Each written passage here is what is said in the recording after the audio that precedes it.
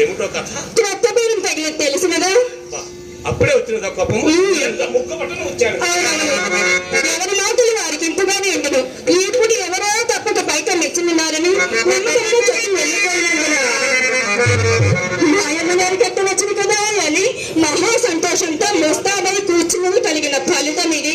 అయినా అదేమి పాపమో కానీ పేదవాన్ని మీ మగవారు ఏమండి, మీ మగవారండి నమ్మనే నమ్మరు కదా. నేను నమ్మని వాడు పూర్తిగా నాతో నీవు నన్ను సంతపెట్టాలని హాస్యానికి అర్థం కదండి. వడల మరి హాస్యమా? ఏదో సరే పొరపాటే కానీ పొరపాటే కానీ ఆయన ఎందుకు వచ్చినాడు? ఆయన అతడి రాకను వచ్చి ఇటు అడిగే ఉండొచ్చు.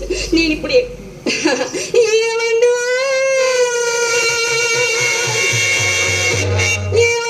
శ్రీవారి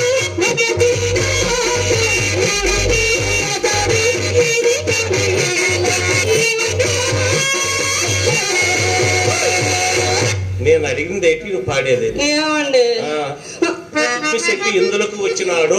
మరి ఎందుకు ఏతించమని అతన్నేడా పైతరా అడిగేవాడిని.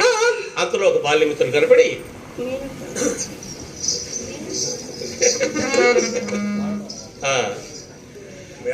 ఏమన్నా మేరం కావాల్సి వచ్చినేమో అనుకుంటారా? ఆహా మరేమో చెప్పండి. తర్వాత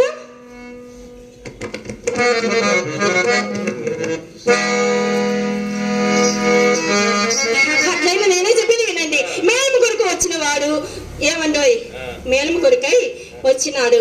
అందులోకై మిద్దె మీదకి తీసుకొని పోయి ఇంటికి వచ్చిన ధర్మమే కదా.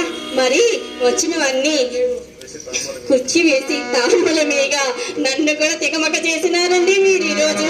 మరి కుర్చీ వేసి తాంబూలమేగా ఆతడు వచ్చిన పని విడిచిపెట్టి అధిక పరిశ్రమలు వదిలిపెట్టారండో సుబ్బారావు గారు. మరేమో నాకు చిరాక వచ్చి మేదలకి చక్కా పోయి తిని